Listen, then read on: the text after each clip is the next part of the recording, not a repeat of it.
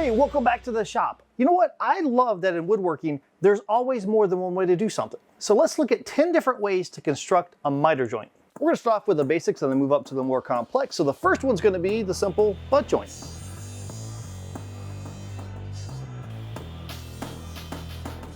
Anytime I'm working with ingrain, I like to apply a coat of glue, let it soak in for a minute, and then apply a second coat. Put some tape across it.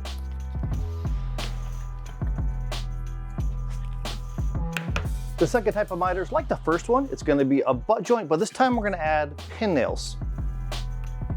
With the second joint, we put glue on the same way as the first one, get it all lined up. We'll put tape on the ends and then we'll fire pin nails into it. Little wood filler, fill in those holes. Now they're invisible. Number 3 and number 4 are really similar. The third one, we're gonna use a really expensive tool, the Domino. The fourth one, a much cheaper tool.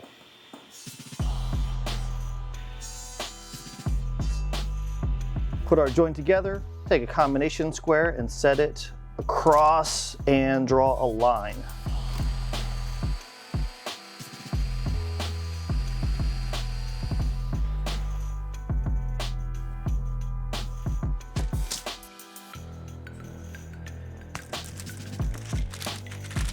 There we go.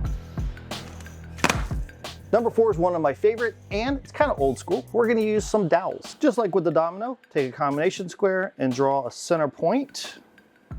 For this one, I'm gonna use a dowel jig like this. These are really cheap, but really, really cool. Put it on my line, clamp it down.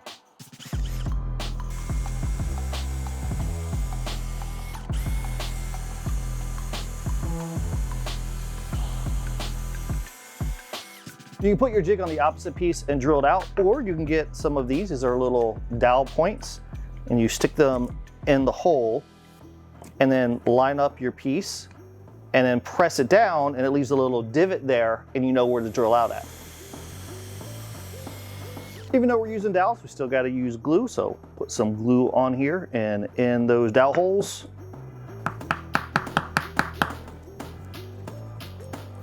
Boom. Our fifth type of miter is a spline miter, where you glue your pieces together and then you use a spline jig to put a spline in the corner. Some people call this a key and not a spline. Those people are incorrect.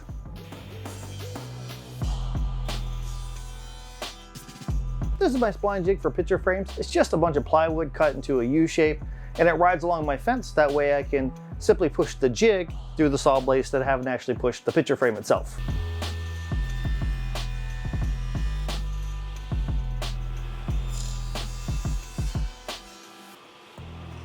I cut a spline long ways with the grain, and now I can turn it on its side and put it in the notch.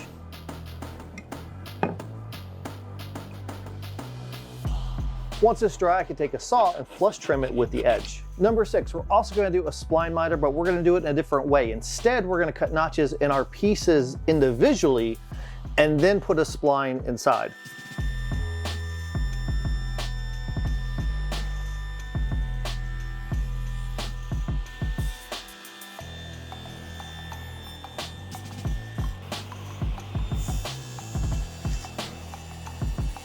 With this one, I cut a spline that will fit inside our notches. I can glue this together and then flush trim it. Now with this particular spline, the grain runs this way. If I would have cut it where the grain runs long ways and then put this in there, then it wouldn't have been a very strong joint because, oh no, me wood. It's okay. Mini river table.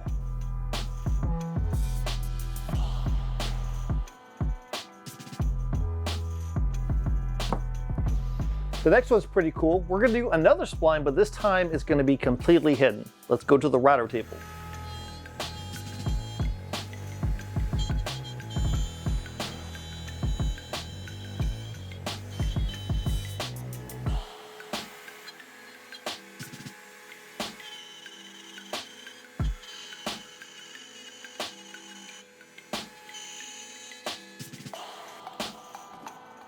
All the strength of a spline miter, but instead a clean look.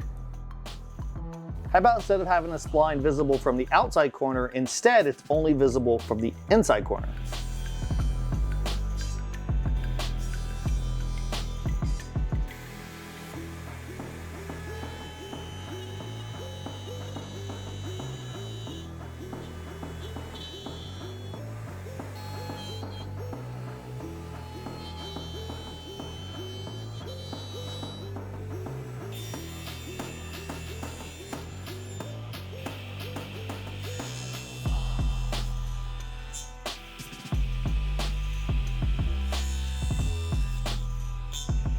Got a little arrow-shaped spline.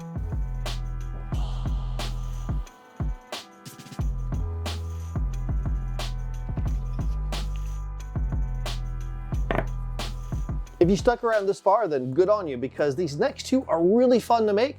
Number 9 is the half-lap miter joint. You start by taking one of the pieces and cutting it at a 45-degree angle. Then I need to set the blade to about half the thickness of the workpiece. With the miter gauge still set at 45 degrees, I can take that original board, the one I did not cut at 45, and start nibbling away at it and just remove the bottom portion of that workpiece. Then I take the board that I did cut at 45 degrees and I nibble away at half of that one.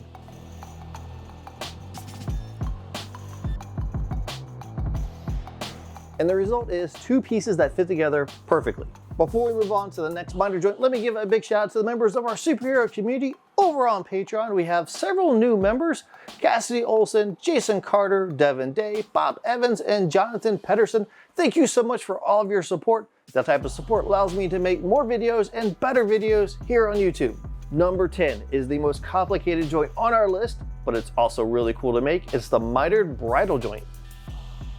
We take the first of our board and we want to cut a notch out right in the center. So just take some double-sided tape and a clamp and cut the notch out, rotate the board over, and then run it through the table saw again. And now we know that we have a notch right in the center. We want our notch to be about 1/3 of the thickness of the workpiece. After the notch is cut, then we set the miter gauge to 45 degrees and trim off the end. With the miter gauge still set at 45 degrees, we take the other board and we're going to cut away the bottom 1/3 of that one. Flip the workpiece over and rotate the miter gauge to 45 degrees the other way, and then cut away the bottom 1/3 of that. And once you put these things together, I'm telling you, this one's rock solid. No glue yet. There you have it, 10 different ways to construct a miter joint, and there's a bunch of other ones too that we can do in the future. If you enjoyed this type of video, I do have a playlist dedicated to making different types of joints, so you might want to check that out. And you may want to just watch this video over here too. And until we meet again, get in your shop and build something awesome.